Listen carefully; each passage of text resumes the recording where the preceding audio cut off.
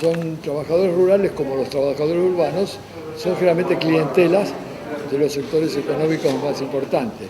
Yo sé que esto es resistido por cierta postura que quiere ver en los de abajo una autonomía política, imagen y semejanza del siglo XX, pero la realidad de la época no es esa. Claro, la historia oficial ha tergiversado los acontecimientos y nos ha hablado de la importancia de la clase decente, entre comillas, en el Cabildo Abierto 22 de mayo. Bueno, ahora se conocen, a través del tiempo, se han ido conociendo las actas, por ejemplo, de mayo. Se sabe que Martínez Dios, Quintana, Belaústegui, los amigos de Álzaga, votaron todos a favor del virrey.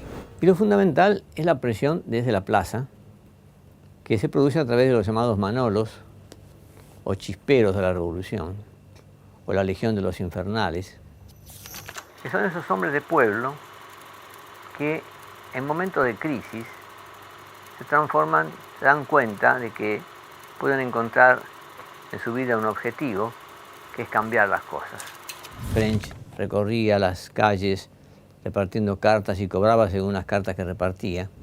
Donado, que era el que estaba a cargo de la imprenta de los Niños Expósitos, tiene un papel importantísimo porque es el que imprime tarjetas truchas de invitación. Hay hombres de ese grupo de la Legión de los Infernales que hacen piquetes. No es que yo lo traiga forzadamente la palabra piquete, pero son piquetes, son grupos que se ponen en las esquinas y cuando ven que viene un señorón con un esclavo que va a ir al Cabildo Abierto, le explican que mejor que se vaya a su casa.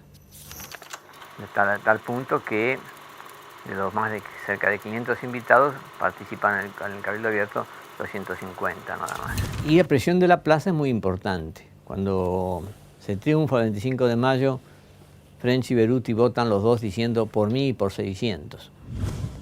Esos son los hombres que juegan un papel decisivo.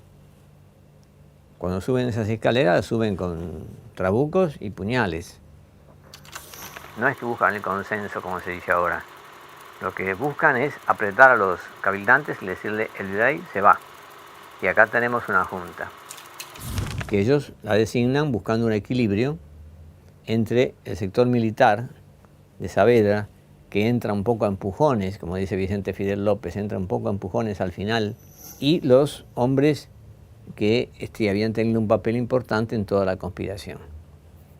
Y Moreno, que no venía del grupo ese que había sido el grupo carlotista, sino que era un hombre que, más bien un intelectual, muy imbuido de las ideas de la Revolución Francesa, que era el hombre que tenía vinculaciones con French y con Beruti, con los chisperos, el que tenía más el contacto con la base, ¿no? Controlando la prensa, controlando el Ministerio del Interior, que es el Ministerio de Gobierno, y siendo ministro de Guerra, Moreno puede ser el hombre fuerte desde el 25 de mayo hasta el 18 de diciembre, en el cual es derrotado por las fuerzas conservadoras del propio frente antiabsolutista, ¿no? Pero evidentemente no es la llamada gente decente, ni los privilegiados los que hacen la revolución la hace el pueblo. Esto no es un golpe de Estado, porque no es un ejército el que se apodera del poder. Es una estructura miliciana, con civiles armados, armados como pueden, que disponen de sus propias armas, que no viven en cuarteles sino en sus casas, que responden a jefes que ellos han elegido. Eso no es si así fueran los golpes de Estado, la historia argentina hubiera sido muy diferente. ¿Cuál fue ese papel? Fue claramente el decisivo, fue el de las milicias, al punto que el presidente de la Junta es el comandante del regimiento más importante. Los líderes de ese movimiento no se reclutan en el ambiente militar, sino en un ambiente civil armado.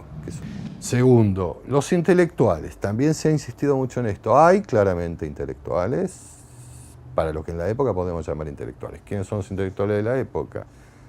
Básicamente los curas y los abogados, no hay muchos más.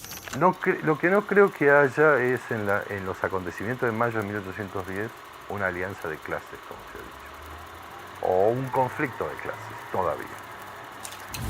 Ahora, los sectores populares participan en los acontecimientos de mayo de 1810, curiosamente, si se quiere, participan más el 21 que el 25. Ahí hay sí una presencia activa, popular, en la calle, reclamando la convocatoria del Cabildo Abierto, apoyando esta idea, bastante tumultuaria, como ya venía pasando desde 1806 repetidamente. Si no pensamos la revolución como lo que pasa en una semana, sino en un proceso histórico, la cosa cambia por completo. Porque el drama que tiene esta dirigencia revolucionaria, o el dilema, yo creo que la palabra exacta es el drama, es que va a tener que hacer una revolución a través de la guerra. Y de una guerra muy larga, mucho más larga de la que imagina en un principio, y cada vez más larga. Y ahí sí es donde aparece el enorme significado de la participación popular, tanto como tropa como actor político. Ahí sí esos sectores populares, que no han tenido demasiado que ver hasta ese momento, van a apoderarse, van a apropiar de mucho del discurso de la revolución y le van a dar un significado que en gran parte no coincide con lo que quiere la dirigencia de la revolución. ¿Mandan los negros sobre los blancos? Sabemos que después no. Ahora, por un momento hay una sensación en estos sectores que, insisto, son el 30% de la población de la ciudad, están como muy activos políticamente y se han convertido, digamos, claramente en la base de sustentación del gobierno revolucionario, a pesar del gobierno revolucionario, porque le exige cosas al gobierno revolucionario que el gobierno mucho no quiere hacer. Y sobre todo una, que es liberar a los esclavos. Lo termina haciendo por necesidad militar, para incorporarlos a las filas. Pero una vez que los incorpora a las filas y la mayor parte de los esclavos se convierten en soldados, también se convierten en hombres libres. Y entonces, ¿qué hacen en la tropa? Cuando están en el ejército, suelen amotinarse una y otra vez. ¿Por qué? Por varios motivos, pero sobre todo uno, porque no aceptan ser tratados como esclavos. Lo que uno puede sacar como conclusión más clara. Hay una marca de participación popular sin el cual la revolución no hubiera triunfado, y después de la revolución no se puede gobernar sin apoyo popular. De algún modo hay que conseguirlo. También de algún modo hay que controlarlo. Los que logren tener apoyo popular y controlarlo son los que van a gobernar de manera estable y eficaz, nos gusten o no.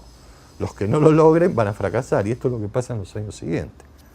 Ahora, eso es la novedad. La revolución trajo una participación popular que no había antes.